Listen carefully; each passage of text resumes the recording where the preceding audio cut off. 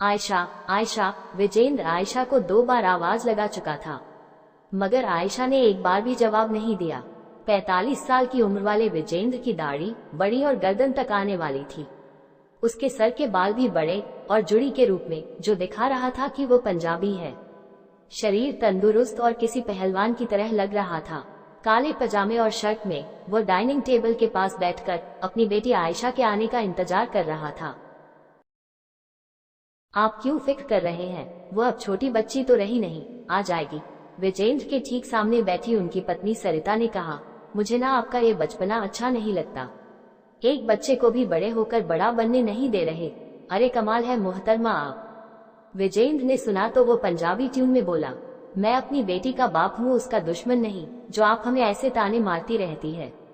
उसको तो मैं इसलिए बुला रहा था ताकि नीचे आकर खाना खा ले, फिर बाद में खाना ठंडा होगा तो ना तो खाने का मजा आएगा, ना ही उससे पौष्टिक तत्व मिलेंगे। हाँ जी, हाँ जी, अब बस कीजिए जी। ऐसा लगता है जैसे दुनिया भर के ज्ञान देने का ठेका बस आपने ही खोल रखा है। इतना ही ज्ञान देने का शौक है तो वापस आश्रम जाकर पढ़ाने क्यों नहीं लग जाते? 20 साल हो गए छोड़े हुए आश्रम। वहाँ आश्रम में पंजाबी सिखाते थे और अब अपना वो सिखाने वाला शौक यहाँ भी नहीं छोड़ रहे। विजेंद्र ने अजीब सा मुंह बनाया और कहा, दादे मंगाने, कहाँ तुमने भी पुरानी बातों को याद कर लिया? वो भी 20 साल पहले की। तुम जानते भी हो उस समय आश्रम के हालात क्या थे।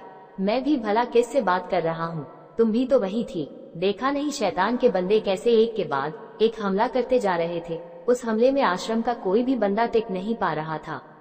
हमलों को देखते ही मैं समझ गया था कि आने वाले 2-3 सालों में ही शैतान के बंदे एक बड़ी सेना बनाकर हमला करेंगे। फिर आगे हमला हुआ भी। कितना बड़ा हमला था वह, जिसने आश्रम को बस मुट्ठी भर लोगों तक सीमित कर दिया। मगर आप ये क्यों भूल रहे हैं जी, उसके बाद आश्रम हम जैसे लोगों के लिए सबसे सुरक्षित जगह बन गया। सुरक्षा चक्र बनने के बाद आश्रम के अंदर कभी भी किसी को नुकसान नहीं पहुंच सकता। मुझे तो समझ में नहीं आता, आप जब सब ठीक हो गया है तो आप क्यों नहीं वापस जाने के बारे में सोचते हैं? विजेंद्र के चेहरे पर हल्की निराशा वाली लकीरें आ गई। वापस? अब किस मुंह से वापस जाऊंगा? चला भी गया तो सबसे पहले यही सुनने को मिलेगा कि जब जरूरत थी तब पीठ दिखाकर भाग गया। वो भी तब जब मैं पंजाबी था। मैं तो उनको कभी समझा भी नहीं पाऊंगा कि मेरी भी कुछ मजबूरियां थी। मुझे, विजेंद्र ने अपने सामने बैठी सरिता को नम भरी आंखों से देखा, मुझे तुमसे शादी करनी थी और आश्रम में होते हुए कोई भी इस बात के लिए नहीं मानता। शायद मान जाते अगर आप बात करते। आपने कभी आचार्य वर्धन से हमारी शादी को लेकर बात ही नहीं की। बात नहीं की तो उन्होंने कोई फैसला नहीं सुनाया। बिना फैसला सुनाए ही आपने खुद से बहुत कुछ मान लिया और फिर आश्रम छोड़कर शादी करने की बात कह दी। अब ना, तुम हर चीज का इल्जाम मुझ पर मत लगाओ। विजेंद्र ने अपने चेहरे को ठीक किया और खाना प्लेट में डालने लगा। बात तो तुम भी कर सकती थी। तुम्हें कौन सा बात करने से किसी ने रोका था? वैसे भी भले ही हमने उनसे बात ना की हो, मगर आचार्य वर्धन के व्यवहार को देखकर कोई भी यह बता सकता था कि वो क्या सोचने वाले हैं।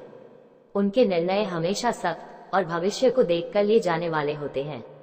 हमारी शादी की बात पर वो यही कहते, आश्रम में किसी भी एक सदस्य का दूसरे सदस्य से इस तरह के रिश्ते बनाना वर्जित है। अगर ऐसे होने लगा तो आश्रम युद्ध की तरफ ध्यान न देकर खुद के रिश्तों को संभालने की तरफ ध्यान देने लगेगा। ये चीज भावनात्मक कमजोरी को पैदा करेगी, जो आश्रम के लिए किसी दीमक से कम नहीं। विजेंद्र ने लगभग आचार्य वर्धन की तरह नाटक करते हुए कहा था। सरिता ने यह सुना तो वो हंस पड़ी। आप भी ना उनकी पूरी नकल कर लेते हो। आचार्य वर्धन ये देख ले तो उन्हें ये भी पता ना चले असली कौन है नकली कौन है। विजेंद्र हंस दिया। हंजी, पति भी किसके हैं फिर? सरिता जी के। इसके बाद उसने ऊपर की तरफ देखा। ऊपर की तरफ देखने के बाद वह सरिता से बोले, लो कमाल है, यह आयशा अभी भी नीचे नहीं आई। उसको अब खाना खाने नहीं आना है तो क्या अगले जन्म आना है? इसके बाद उन्होंने दोबारा आवाज लगाई, आयशा, आयशा। आई पापा, आयशा ने ऊपर से कहा। कितनी बार बोला है, मेरे को इतनी बार आवाज मत लगाया करो। मगर आप हो कि आवाज लगा लगाकर कानों से बहरा करने जैसे वाली हालत कर देते हो। लो बताओ, विजेंद्र सरिता की तरफ देखते हुए बोला, एक तो उसको खाने के लिए बुलाओ, ऊपर से ये भी सुनो कि मैं बुला बुलाकर उसको कानों से बहरा कर रहा हूँ। इससे पहले सरिता कुछ कहती, सीढ़ियों से कदमों की आवाज आने लगी। कदमों की आवाज आते ही दोनों उस ओर देखने लगे। देखते ही देखते वहां उन्हें आयशा दिखाई दी, जो सीढ़ियों से धीरे धीरे नीचे उतर रही थी। आयशा तकरीबन 19 साल की लड़की थी। पंजाबी लड़कियों जैसी दिखने वाली, गोरी चिट्टी, मोटे गाल, मोटी गहरे रंग की काली आंखें, थोड़ी पर काले रंग का तिल। उसने पंजाबी धोती सलवार का सेकंड वर्जन पहन रखी थी, जबकि शरीर पर तन काले रंग की कुर्ती थी। उसके बाल खुले हुए थे। बालों का स्टाइल ऐसा था कि बाल आगे से छोटे दिखाई दे रहे थे, जबकि जैसे जैसे वो पीछे हो रहे थे वैसे वैसे बड़े होते जा रहे थे। यू नो ना पापा, आयशा बोली। हाई फ्रीक्वेंसी इतना गहरा सदमा दे सकती है कि उससे बहरा होने में बस कुछ ही सेकंड लगते हैं। आपने विज्ञान नहीं पढ़ी क्या? अगर नहीं पढ़ी तो आश्रम में विज्ञान का टीचर तो होगा ही, उससे नहीं सुना? आयशा ने डाइनिंग टेबल पर कुर्सी खिसकाई और उस पर बैठ गई। बैठते ही उसने टेबल पर मौजूद कटे हुए खीरे में से एक खीरा उठा लिया। विजेंद्र ने उसकी बात सुनते ही जवाब दिया, सुना था बेटा, सुना था। सिर्फ ये बात नहीं सुना था, बल्कि यह भी सुना था कि इंसान को सुबह सूरज के निकलने से पहले ही उठ जाना चाहिए। अब तुम बताओ मैं कौन कौन सी बात का पालन करूं? अगर मैं उस बात का पालन करूंगा तो मेरे परिवार को भी करना पड़ेगा। मेरे परिवार को करना पड़ेगा तो तुम्हें भी करना पड़ेगा, और अगर तुम्हें भी करना पड़ेगा तो तुम कभी भी 6 बजे के बाद नहीं उठ सकती। ओह पापा, आप तो मेरी बात को सीरियस ले गए। आयशा ने अपना रंग बदलते हुए कहा, मैं तो बस मजाक कर रही थी। अब एक बेटी अपने पापा से मजाक भी नहीं कर सकती क्या? क्यों मम्मा, मैंने सही कहा या नहीं? नहीं कर सकती क्या बेटी मजाक? सरिता ने ये सुना तो वो दोनों की तरफ देखते हुए बोली, तुम दोनों ना मुझे अपने लफड़े में मत फंसाओ। जो भी है वो खुद सलटो, क्योंकि ना मेरी बात तुम्हारे पापा मानते हैं ना तुम मानती हो।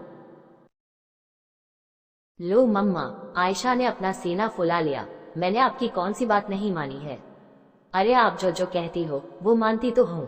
पता है, आपकी वजह से तो मैंने अपनी स्कूली जिंदगी में कभी शरारत भी नहीं की, वरना बच्चे तो अपनी क्लासमेट के टिफिन तक चुरा कर खा जाते थे। तो ये बात तो तुम्हारे भले के लिए ही थी। सरिता ने कहा, तुम्हें पता है ना, हम दुनिया में रहने वाले आम इंसानों की तरह नहीं है। तुम्हारे पापा भी आश्रम से थे और मैं भी आश्रम से। वहाँ आश्रम में हमने जो भी कुछ सीखा उसकी वजह से पता नहीं हमारे शरीर में क्या कुछ नहीं हुआ, जिसका प्रभाव तुम पर देखने को मिला। तुम पैदा होते ही वो करने लगी थी जो हम अभी तक नहीं कर पाए। मम्मा, उसको डीएनए इवोल्यूशन कहते हैं। और आप लोग वहाँ कोई छोटी मोटी चीज नहीं करते थे, जादू करते थे, उसमें भी ब्लू एनर्जी का इस्तेमाल करते थे, जिन्होंने शायद आपके डीएनए को इफेक्ट किया होगा। इसके बाद जब मैं आप लोगों के डीएनए की वजह से हुई, उसका असर मुझ में भी आ गया। ये कहकर आयशा ने अपने चेहरे पर एक अलग ही तरह की खुशी दिखाई और बोली, वैसे एक तरह से यह बात अच्छी है ना, मुझे आप लोगों की तरह बिना सीखे ही वो करना आता है जो आप लोगों को अभी तक नहीं आता। अरे बस करो अब तुम दोनों, विजेंद्र उन दोनों को टोकते हुए बोला। खाना बेचारा पड़ा पड़ा तुम लोगों की बातें सुनकर मरने वाली हालत में पहुंच गया, अब इस पर भी रहम करो और खाओ इसे। ये सुनकर आयशा और सरिता दोनों ही शांत हो गए। आयशा ने सफेद रंग की प्लेट उठाई और उसमें खाना डाला, जबकि सरिता पहले ही खाना डाल चुकी थी। आयशा ने खाना डालकर उसका स्वाद चखा तो वह खांसते हुए बोली, मम्मा, आपने नमक इतना कम क्यों डाला है? उसके बोलते ही सरिता ने कहा, मैंने नमक कम नहीं डाला, तुम्हारे ही टेस्ट करने वाले वो तुमने ही नाम लिया था, पता नहीं क्या बोला था। अरे माँ, मैंने बस टेस्ट हार्मोन बोला था। आप लोगों के डीएनए एवोल्यूशन के साइड इफेक्ट, जिसकी वजह से मैं कुछ चीजों के स्वाद को सेंस नहीं कर पाती, तब तक नहीं जब तक वह ज्यादा ना हो। इतना कहकर वो टेबल पर नमक की डब्बी तलाश करने लगी। इससे पहले वह नमक को ढूंढती सरिता ने कहा, नमक नहीं है यहाँ, किचन में पड़ा है, जाकर ले आओ। ये सुनते ही आयशा ने अपने चेहरे को तिरछा किया और माँ की तरफ देखने लगी। एक तरह से वह घूर रही थी। वो घूरते हुए बोली, आप लोगों से मिली अनोखी शक्तियों की मालिक होने के बावजूद आपकी बेटी आयशा उठकर काम करेगी? कभी ना। सरिता को बोलने के बाद आयशा ने किचन की तरफ देखा और धमकी वाले अंदाज में कहा, है नमक के डब्बे इधर आ। उसके ऐसा कहते ही अचानक किचन में मौजूद छोटे से नमक के डिब्बे में हलचल हुई और वह ऐसी हरकतें करने लगा जैसे वो एक जिंदा शख्सियत हो। आयशा ने अपनी माँ की तरफ देखा और धीमे शब्दों में कहा, आपको पता है ना, मैं किसी भी निर्जीव चीज को जिंदा कर सकती हूँ।